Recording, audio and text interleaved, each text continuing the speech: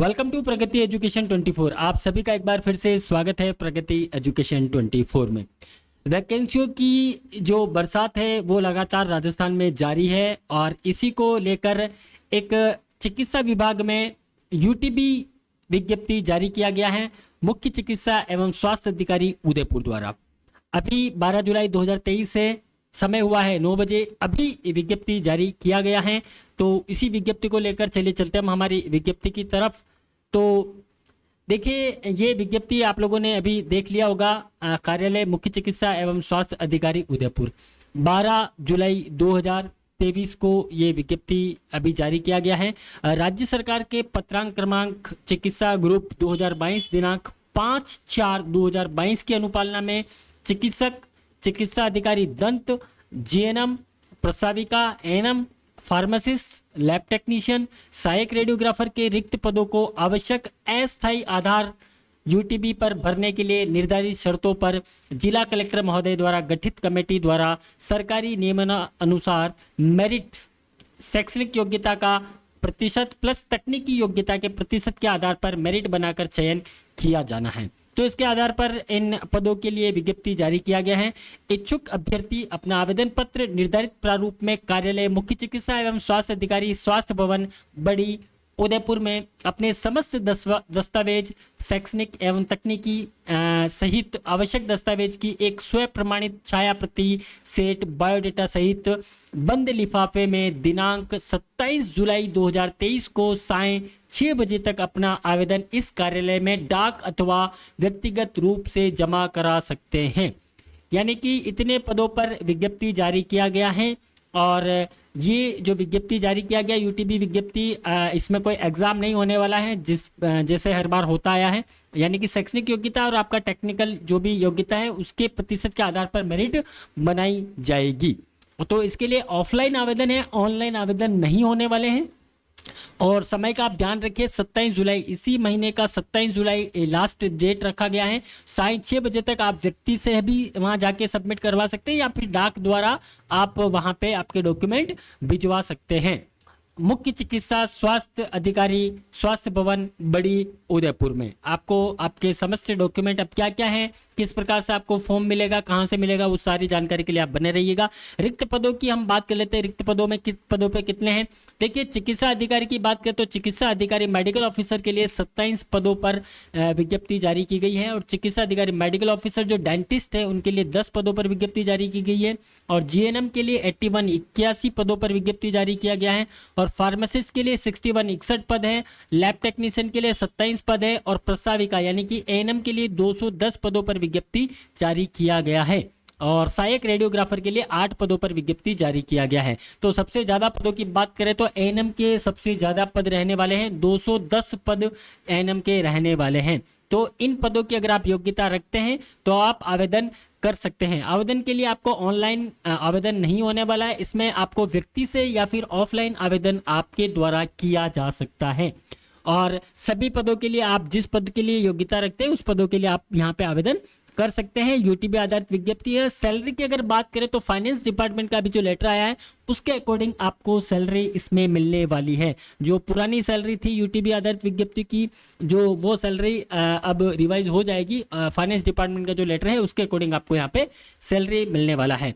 तो बात करते हैं हम आपका, जैसे आप मेडिकल ऑफिसर के लिए अगर आप फॉर्म भिजवा रहे हैं तो ब्लैंक फॉर्मेट आपको हमारा टेलीग्राम चैनल है प्रगति एजुकेशन 24। अगर आपने अभी तक टेलीग्राम चैनल ज्वाइन नहीं किया तो उसे ज्वाइन कर लीजिएगा, प्रगति एजुकेशन 24। वहाँ पे आपको ये विज्ञप्ति और एक आपको ब्लैंक फॉर्म मिल जाएगा जिसे आप आवेदन कर पाएंगे। तो चिकित्सा अधिकारी के लिए अगर आप आवेदन कर रहे हैं मेडिकल ऑफिसर के लिए तो इससे संबंधित आपके पास सारे शैक्षणिक दस्तावेज और आपका जो एमसीआई का रजिस्ट्रेशन है वो, और डेंटिस्ट के लिए भर रहे हैं तो डेंटिस्ट का आपका रजिस्ट्रेशन होना चाहिए।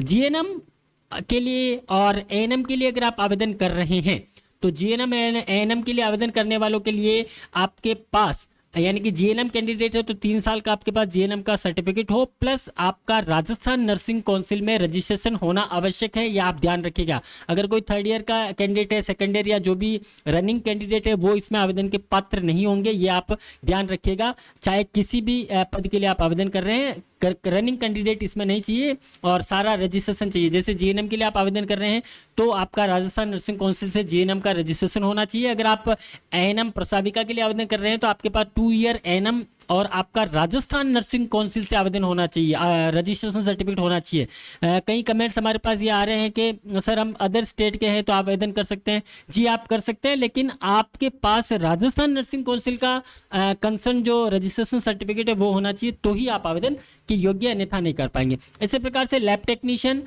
और सहायक रेडियोग्राफर के लिए अगर आप आवेदन कर रहे हैं इन दोनों पदों के लिए किसी में भी, तो इसके लिए आपके पास पैरामेडिकल काउंसिल का रजिस्ट्रेशन होना अनिवार्य है, अन्यथा आप आवेदन नहीं कर पाएंगे।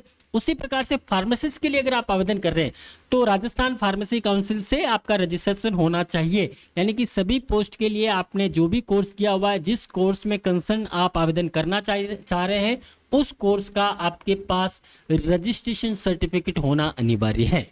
आवेदन पत्र की हम बात करें तो ये आवेदन पत्र है। ये आवेदन पत्र मैं इसमें कुछ करता नहीं हूँ, ताकि मैं ये आवेदन पत्र आपको इसमें उपलब्ध करवा देंगे हमारे टेलीग्राम चैनल पे, वहाँ से आप इसको प्रिंट कर लीजिएगा।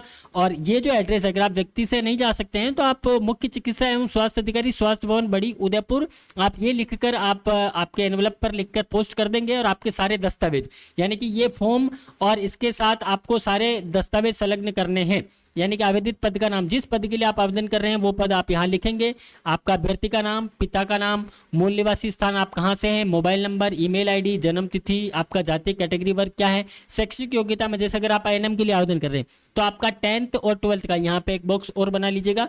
10th और 12th का आपको यहाँ पे आपका डिटेल डालना है। 10वीं और 12वीं में क्या प्रतिशत प्राप्तांक रहे हैं आपके।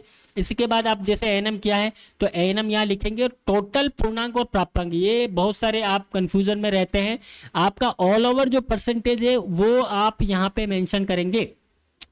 जो आपका पूर्णांक था ऑल ओवर दोनों साल का, वो पूर्णांक यहाँ डालेंगे। प्राप्तांक आपका जो भी आया ऑल ओवर दोनों ईयर का मिलाकर आपका जितना परसेंटेज बनाया वो आप यहाँ पे मेंशन करेंगे। इसी प्रकार से यहाँ आपका नाम करके आप आवेदक का हस्ताक्षर करेंगे। और दस्तावेज की अगर बात करें तो आपको 10वीं 12वीं की मार्कशीट, अंक तक, मैं एनएम के लिए बात कर रहा हूँ, बाकी आप जो भी है उसके हिसाब से आप जिस पद के लिए आप आवेदन करें उसके अकॉर्डिंग आपके डॉक्यूमेंट यहाँ पे संलग्न होने वाले हैं। तो 10th 12th की मार्कशीट, एएनएम की अंक तालिका, आपका मूल निवास प्रमाण पत्र, जाति प्रमाण पत्र और राजस्थान नर्सिंग काउंसिल द्वारा जारी रजिस्ट्रेशन प्रमाण पत्र आपके पास होना चाहिए, चाहे आप एएनएम के लिए कर रहे हैं चाहे जीएनएम के लिए। और बाकी जिस पद के लिए आप कर रहे हैं उससे कंसर्न काउंसिल का आपके पास रजिस्ट्रेशन सर्टिफिकेट होना चाहिए।